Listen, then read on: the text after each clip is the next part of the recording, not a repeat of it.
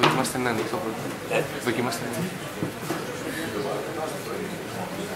Ανοίξτε το κουμπί. Φτάνει να γυρίσει. Ναι.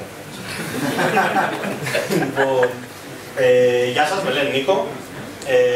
Είμαι συνειδητής του Contest for Causes.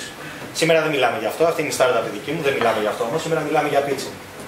Πόσοι από εσάς εδώ έχουν startup ή έχουν κάποια ιδέα που θέλουν να αναπτύξουν σε startup κτλ. Δεν το περίμενα. Πολλές ιδέες. Πολλές ιδέες. Λοιπόν, ποιος έχει πρόβλημα με τα αγγλικά? Είμαστε όλοι με τα αγγλικά, έτσι. Λοιπόν, το pitching είναι ο βασικός τρόπος με τον οποίο θα περάσεις την ιδέα σου στα γρήγορα σε αυτόν που έχεις μπροστά σου. Είτε αυτός λέγεται επενδυτής, είτε λέγεται κάποιος που είναι δίπλα σου, ο οποίος μέσω networking μπορεί να σου προσφέρει κάτι σε βάθος χρόνου, είτε απλά κάποιος ο οποίος θα ήθελες να ξέρεις τι κάνει και να πάρεις μια γνώμη από αυτόν. Πάμε στο. Εγώ σήμερα θα μιλήσω για το elevator pitch. Το elevator pitch είναι ό,τι πιο σύντομο μπορεί να γίνει προκειμένου να περάσει την ιδέα σου και κυρίως τα elevator pitch γίνονται σε διαγωνισμούς ή σε καταστάσεις όπου θέλεις να κερδίσεις funding. Το elevator pitch έχει βγει, όπως λέει, από μια αμερικάνικη τέλος πάντων έκφραση, ότι μέχρι να ανέβει το ασανσέρ στον όροφο που θέλεις να έχεις πείσει τον άλλον για αυτό που κάνεις. Θα μιλήσουμε για τα βασικά χαρακτηριστικά που πρέπει να έχει. Το πρώτο από όλα είναι ότι πρέπει να είναι συμπυκνωμένο. Δηλαδή πρέπει να έχει όσο το δυνατόν λιγότερες λέξεις. Πάμε λίγο πιο γρήγορα για να το κάνουμε και λίγο πιο ερωτήσεις. Όχι τόσο γρήγορα.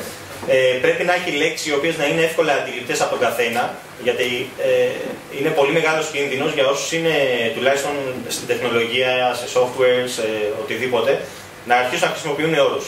Εκεί πέρα τον άλλο τον έχασες. Πάμε στο επόμενο. Πρέπει να είναι πιστικό, λέγοντας ουσιαστικά ποιο πρόβλημα πας να λύσεις. Δηλαδή, γεια σας, με λένε Νίκο, φτιάχνω το Contest for Causes, γιατί θέλω να σώσω τον κόσμο.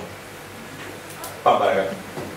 Πρέπει να είναι πιστικό λέγοντας ποια είναι τα προσόντα, γιατί εσύ μπορείς να σώσεις τον κόσμο. Χρησιμοποιώ το παράδειγμα το δικό μου, γιατί μου είναι πρόχειρο. Γιατί εγώ έχω την εμπειρία αυτή. Εγώ, ο Νίκος, μαζί με τον συνειδητή μου τον Αλέξανδρο, έχουμε από κοινού 25 χρόνια κοινή εμπειρία σε ανάπτυξη τεχνολογίας. Άρα έχουμε την εμπειρία. Πρέπει να είναι conceptual. Conceptual σημαίνει ότι επειδή είναι πολύ συμπυκνωμένο αυτό που πρέπει να πεις, πρέπει να είναι όσο πιο γενικό μέσα στο νόημα που θέλεις να παραθέσεις. Δεν μπορείς να αρχίσεις να μπαίνεις σε πολύ συγκεκριμένες λεπτομέρειες, πώς κάνεις αυτό που κάνεις, γιατί κάνεις, ποια είναι η αντίδραση κτλ. Σε πιο γενικό πλαίσιο. Στη δική μου περίπτωση θα ήταν τι κάνουμε, κάνουμε διαγωνισμούς και εκπτώσεις για να ενισχύσουμε τη φιλανθρωπία. Αρκεί, δεν χρειάζεται κάτι άλλο.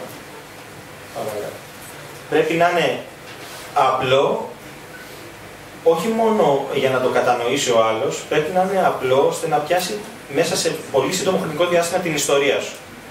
Τι θέλεις να κάνεις, τι κάνεις, πώς το κάνεις, ποιο είναι το μοντέλο σου, ποιο πρόβλημα λύνεις, πώς το καταφέρνεις. Αυτό είναι ένα μεγάλο κομμάτι και θα σας πω μια εμπειρία που είχα αργότερα. Πρέπει πάντα να είναι προσαρμοσμένο στο κοινό που έχεις να μιλήσεις. Είναι άλλο το κοινό το οποίο θα επενδύσει σε σένα, το οποίο έχει τεράστια εμπειρία από πίσω και σας λέω στο 99,9% των περιπτώσεων βαριέται να σε ακούσει. Είναι άλλο όμως το κοινό το οποίο έχω τώρα μπροστά μου, το οποίο δεν έχει την εμπειρία, όπως ρώτησα την Αθηνά, ας πούμε, παρεμφερών πραγμάτων για να μπορέσω να δώσω παραδείγματα. Πάμε. Πρέπει να είναι σταθερό, δηλαδή το μήνυμα που θέλεις να δώσεις. Συγγνώμη για τα αγγλικά, έχω συνηθίσει λίγο τη διαδικασία στα αγγλικά. Το μήνυμα που θέλεις να δώσεις, έτσι πρέπει να είναι σταθερό από αρχή έως τέλους αυτό που λες. Το πρόβλημα, το μεγαλύτερο που αντιμετωπίζουμε όταν κάνουμε pitching, κυρίως για funding, είναι ότι προσπαθώντας να μειώσουμε πολύ τον όγκο της πληροφορίας, συνήθως δημιουργούνται κενά στο τι θέλεις να πεις. Πρέπει, όπως είπαμε και πριν, πρέπει να έχει απλοϊκή γλώσσα. Όταν πάμε να πούμε μια ιδέα, ακόμα και όταν πάμε να την πούμε για funding, για χρηματοδότηση, δεν θέλουμε να πουλήσουμε. Θέλουμε απλά να εξηγήσουμε στον άλλον τι πάμε να κάνουμε. Τώρα, το πιο απλό πράγμα που μπορεί να κάνεις, αλλά είναι απλό με την έννοια του μεγέθους, αλλά είναι πολύ δύσκολο να το καταφέρεις, είναι αυτή η προσέγγιση. Το wow, how και now. Θα σου δώσω ένα παράδειγμα. Πάω να πω τι κάνω. Με ρωτάνε, τι κάνεις, σώζω τον κόσμο. Αυτό όμως αυτόματα γεννάει ερωτήματα. Οπότε εσύ έχεις το σκαλί για να πας στο επόμενο, το χάω. Πώς σώζω τον κόσμο, δίνω εκπτώσεις και προωθώ μάλλον πολυσιακά τις επιχειρήσεις και μέσα από αυτό μεταφέρω κάποια χρήματα στην κοινωνία. Και αφού εκεί έχεις πιάσει την προσοχή του αλλού, τότε πας και το εξηγείς πλήρως το μοντέλο σου κτλ. Αυτό είναι το Technology Diffusion Model. Έρχομαι πίσω σε αυτά που είπα ότι ανάλογα με το ποιον έχεις μπροστά σου, πρέπει να πεις διαφορετικά πράγματα. Και ανάλογα με το τι κάνεις, ακολουθείς αυτή τη διαδικασία. Όταν πας για funding, μιλάς για early adopters, innovators. Είναι το 2,5%. Πρέπει να είσαι πολύ συγκεκριμένος και προσεκτικός σε αυτά που έχεις να πεις. Όταν όμως πας σε early adopters, που είναι οι πρώτες σου ουσιαστικά πελάτες, τότε πρέπει να βάλεις μέσα κάποιες έξτρα πληροφορίες οι οποίες ανταποκρίνονται στον κλάδο τους. Και πάει λέγοντας. Αυτό είναι ένα μοντέλο το οποίο βέβαια έχει εφαρμογή από την ώρα που συλλαμβάνεις την ιδέα μέχρι την ώρα που θα βγει στην αγορά και πώς θα εξελιχθεί αυτό το πράγμα. Πάμε. Αφήστε να το κάνει κάποιος άλλος. Μην το κάνετε. Το pitching δεν είναι απλό. Το pitching πρέπει να κάτσεις με τις ώρες στον καθρέφτη, πρέπει να γράψεις ένα κείμενο στο χαρτί, πρέπει να χρονομετρήσεις τον εαυτό σου, πρέπει να ξεπερνάς τα 60 δευτερόλεπτα. Εάν δεν είστε ο χαρακτήρας ο οποίος θα μιλήσει σε ευρύ κοινό και δεν θα αρχίσουν να τρέμουν τα χέρια του ή η φωνή του ή οτιδήποτε, μην το κάνετε. Βρείτε κάποιον άλλο. Είναι απλά πράγματα. Πάμε. Αυτά είχα να πω για το pitching. Τώρα, θα σας πω μια εμπειρία που είχα εγώ, ενώ ασχολούμαι με startups από το 2000, τέλη 2001. Το πρώτο pitch που έκανα πραγματικό ήταν το Φλεβάρι του 2013. Το οποίο έγινε τη μέρα που κάναμε launch στο Contest for Causes, σε διαγωνισμό στο Step Up Get Up. Ήταν ένας διαγωνισμός ο οποίος είχε 7-8 startups και διαγωνιζόμασταν όλοι σε ποιον θα επενδύσει το κοινό. Είχαμε ένα πάνελ το οποίο ήταν από χρηματοδότες και είχαμε γύρω στους 200 ανθρώπους από κάτω, τους οποίους είχαν δώσει ψεύτικα λεφτά και τους λέγανε επενδύστε στην ιδέα η οποία θα σας πείσει. Είχαμε 60 δευτερόλεπτα να το κάνουμε αυτό. Ο πρώτος τσακωμός που είχαμε το συνεργάτη μου ήταν ποιος θα σηκωθεί. Τελικά έχασα. Σηκώθηκα εγώ. Μαζί μου στο διαγωνισμό ήταν άλλες startup όπως η Trade Now, την ξέρουμε. Ήταν η Zootl, η οποία αυτή τη στιγμή έχει χρηματοδοτηθεί, έχει πάει στη Βοστόνη. Τέλος πάντων, ήταν εταιρείες οι οποίες είχαν ξεπεράσει το αρχικό στάδιο. Εμείς κάναμε launch εκείνη τη μέρα. Αυτοί είχαν κάνει launch ήδη, είχαν ήδη τους πρώτους πελάτες και προχωράγανε. Το διαγωνισμό το κερδίσαμε εμείς. Γιατί? Πρώτον, γιατί αντιλήφθηκα εγώ ότι απευθύνομαι στο κοινό, δεν απευθύνομαι στους χρηματοδότες. Δεν υπήρχε περίπτωση να πάρουμε λεφτά, αλλά αυτό που με ενδιαφέρει ήταν να κερδίσω το διαγωνισμό. Και δεύτερον, γιατί ήμουν τυχερός εκείνη την περίοδο, είχε τη διαφήμιση με τον Χαβιέ Μπαρδέμ, ο οποίος είχε τις παστίλες για τον πόνο του άλλου. Και το pitch το δικό μου είναι κάνουμε μια startup για τον πόνο του άλλου. Οπότε αυτόματα δημιούργησα εικόνες στο κοινό. Είχαμε μια δεύτερη επανάληψη, όπου οι χρηματοδότες σου λένε ότι ξέρεις κάτι, έχεις 60 δευτερόλεπτα. Εγώ μίλησα για 15 και σταμάτησα. Οι άλλοι ξεπέρασαν όλοι τον χρόνο. Αλλά έπιασα την προσοχή του κοινού. Και φυσικά οι χρηματοδότες είπαν ότι όταν κάνεις ένα pitch πρέπει να πεις και κάποια άλλα πράγματα, όπως ποια είναι η ομάδα, πώς το καταφέρνεις αυτό, ποιο είναι το επιχειρηματικό μοντέλο και όλα αυτά να τα πεις μέσα σε 60 δευτερόλεπτα. Είναι εξαιρετικά δύσκολο. Στη δεύτερη λοιπόν προσπάθεια, μπόρεσα και εισήγαγα όλα αυτά τα στοιχεία, αλλά ήδη ήξερε το κοινό τι κάνω. Ήδη ήξερε το κοινό τι να περιμένει από μένα. Λοιπόν, αυτή ήταν η παρουσίαση. Ήταν τα βασικά στοιχεία. Εγώ δεν ήρθα κυρίως για αυτό το πράγμα, ήρθα για να μιλήσω με εσάς, για να δω τι ιδέες έχετε, πώς τις παρουσιάζετε, τι θέλετε να πείτε. Οπότε όποιος έχει κάτι, ελεύθερα. Εμείς έχουμε πάει σε αντίστοιχο pitch. Ναι, έχουμε πάει με μια πλατφόρμα κοινωνικής οικονομίας παραστήσης. Ναι. Εμείς καταρχήν έχουμε και άλλα project. Πέρα από τα τρέχεις, είμαστε μια εταιρεία και τα παιδιά εδώ είναι προγραμματιστές μας, γραφίστες μας. Και κάνουμε web projects. Έτσι ξεκινήσαμε ως οικονομολόγοι, δεν έχουμε σχέση με το αντικείμενο και το μαθαίνουμε σιγά σιγά. Πάντα έχει σχέση με το αντικείμενο. Εγώ είμαι software developer. Ναι, όντως. Αλλά θέλω να σου πω ότι δεν γεννήθηκαμε σύντομα στο κώδικα, ούτε σκέφτομαι μαθηματικά. Έχει μεγάλη σημασία όσο που μεγαλώνω το βλέπω.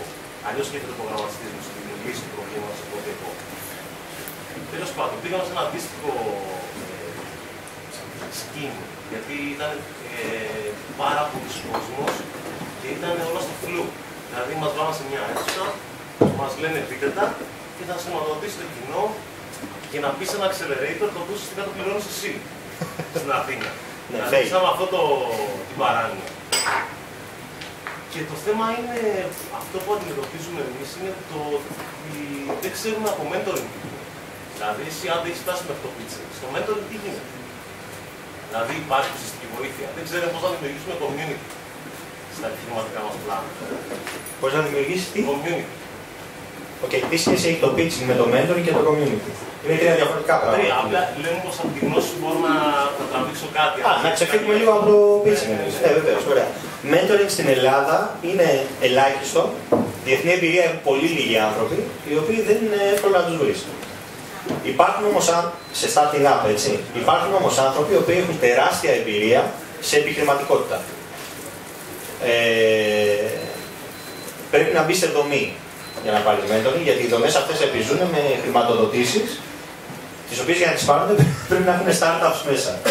Έτσι, είναι πολύ πιο εύκολο να κάνεις απευθείας επαφή με κάποιον ο οποίος θεωρείς ότι έχει γνώση στο αντικείμενο το δικό σου ή στο αντικείμενο που σε ενδιαφέρει και να ξεκινήσεις μια συζήτηση online παρά να πας σε μια τέτοια δομή. Ειδικά στην περίπτωση σας που δεν έχετε ξεκάθαρο επιχειρηματικό μοντέλο. Τώρα, το να δημιουργήσει ένα community. Περίμενα για να φτάσουμε αυτό.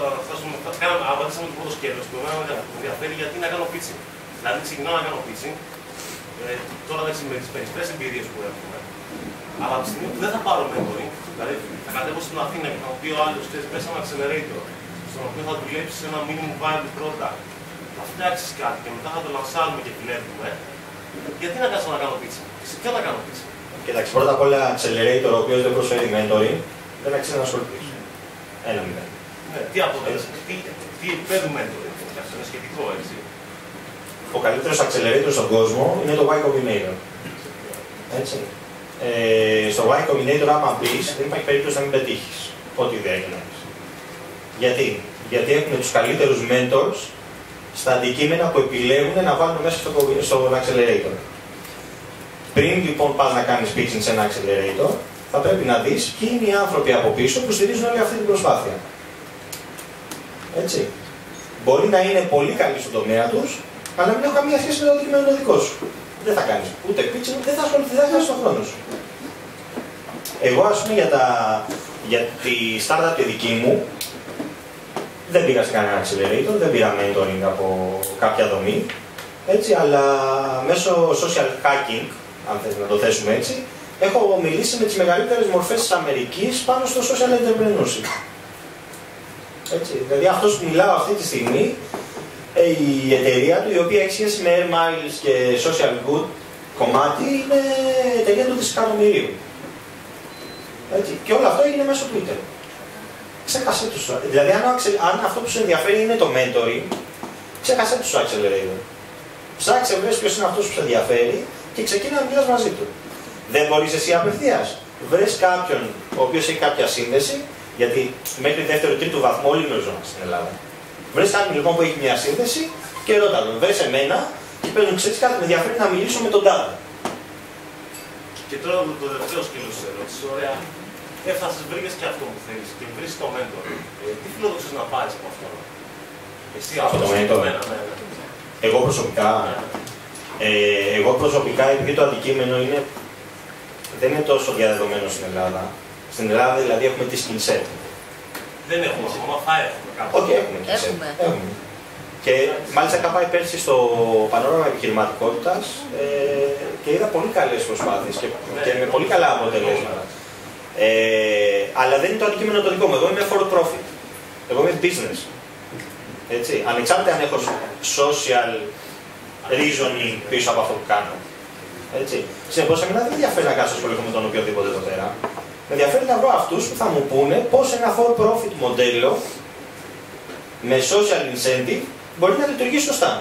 Για μένα η ελληνική αγορά δεν είναι και κατάλληλη να σου θέσω έτσι. Okay. Έτσι. Συνεπώς θα πάω να βρω αυτόν που με ενδιαφέρει εμένα. Για να σου απαντήσει. Είναι το feedback. πάντα αυτό που κάνεις, συγγνώμη για τα αγγλικά, παιδιά, έχω συνηθίσει με το κομμάτι αυτό. Πάντα αυτό που κάνεις έχει σχέση με το κατά πόσο η αγορά μπορεί να το απορροφήσει. Εγώ που έχω κομμάτι επιχειρηματικό, έτσι ουσιαστικά. Εσείς ακόμα δεν έχετε αποφασίσει αν έχετε επιχειρηματικό κομμάτι. Πρώτα πρέπει να αποφασίσεις για να δεις ποιος θα βρεις. Εγώ λοιπόν που έχω αποφασίσει ότι έχω επιχειρηματικό κομμάτι για τον ΑΒ λόγο, θα πάω να βρω αυτούς που θα μου πούνε στην αγορά που είναι η νούμερο 1 target αγορά δική μου, η οποία είναι η Αμερική. Έτσι. Εάν το μοντέλο που έχω φτιάξει μπορεί ή δεν μπορεί, βάσει εμπειρίας τους, να δουλέψει στην Αμερική. Δεν μπορεί. Γιατί? Δεν μπορώ εγώ να ξέρω μια αγορά τόσο μεγάλη όντας Ελλάδα. Χωρίς να έχεις community. Δεν με ενδιαφέρει το community. Δεν έχω δει startups που έχουν πάρει εκατομμύρια μόνο με το pitching. Δεν έχουν φτιάξει καν κάτι. Είχα την ευκαιρία να συναντηθώ με τον Στέλι Εύτη, ο οποίος έχει το... κάτσε να δεις πώς λέγεται. Είναι μια εταιρεία η οποία έχει σχέση με είναι ένα software το οποίο σου δίνει τη δυνατότητα να έχεις όλες σου τις πωλήσεις και τις συνομιλίες μέσα σε ένα funnel. Αυτό είναι πολύ σημαντικό για τις πωλήσεις. Στην Ελλάδα μόλις τους πεις πωλήσεις και... Το funnel είναι να μπορέσεις να έχεις διοχετεύσει όλα αυτά μέσα σε ένα πρόγραμμα διαχείρισης πελατών, να το θέσω έτσι. Αλλά παράλληλα να ελέγχεις και τον πολιτή σου πώς πάει μέχρι εκεί. Οπότε να βελτιστοποιήσεις την διαδικασία. Λοιπόν, ο Στέιλι δεν είχε τίποτα. Έφτιαξε σε ένα απόγευμα μια παρουσίαση, πήγε την παρουσίασε, πριν τελειώσει την παρουσίαση, του ρίξανε 250.000. Αυτά βέβαια συμβαίνει μόνο στην Αμερική, έτσι, δεν συμβαίνουν εδώ πέρα. Εδώ πέρα δεν έχω δει, να σου πω την αλήθεια, περίπτωση στην οποία έχεις πάει μόνο με την ιδέα και έχεις πάρει και πραγματικά έχεις πάρει σοβαρή χρηματοδότηση. Πόσες ιδέες έχουν χρηματοδοτήσει στην Ελλάδα? Αρκετές. Πόσες? Πόσες λες? Πόσες λέω εγώ, 15 ξέρω εγώ. 15. Και είναι και άλλες οι οποίες έχουν φύγει κατευθείαν έξω. Το Skooks, ας πούμε, δεν ξέρω αν το έχετε υπόψη σας, το οποίο είναι educational platform, χρηματοδοτήθηκε κατευθείαν στην Αμερική. Εδώ πέρα, ενώ δούλευε 2 χρόνια, δεν έχει καταφέρει τίποτα. Ούτε πελάτες, ουσιαστικά. Με το πήγε στην Αμερική τώρα, κάνει Series A με 15 εκατομμύρια, αν δεν κάνω λάθος. Το GridMates του Γιώργου του Κουτίτα ήταν μια ιδέα η οποία υπόθηκε σε ένα συνέδριο που είχε πάει στο Austin κατά τη διάρκεια μιας μπύρας. Αυτή τη στιγμή είναι στην Αμερική, έχει πάρει τα βουλαράσα 200 χιλιάρικα, έτσι, και πάει για Series A το οποίο είναι 3 εκατομμύρια. Όχι, δεν λέω να πάτε στην Αμερική. Είναι καθαρά θέμα αντικειμένου. Δηλαδή, ο Γιώργος ο Κουτίτας έχει το GridMates. Το GridMates τι είναι? Δηλαδή, θα σας το πω και δεν θα το καταλάβετε. Είναι peer-to-peer energy transfer. Κοινωνικοποιεί τις μονάδες ηλεκτρισμού. Είναι κάτι σαν το bitcoin της ενέργειας. Είναι ένα πολύ δύσκολο μοντέλο. Αλλά είναι η ιδέα του δισεκατομμυρίου. Είναι η ιδέα η οποία μπορεί να αλλάξει συνήθως τον τρόπο με τον οποίο λειτουργεί η διανομή ενέργειας στον κόσμο. Δηλαδή μπορώ να πάω εγώ και να πω δώσω στο φίλο μου τον Γιώργο 10 μονάδες ενέργειας.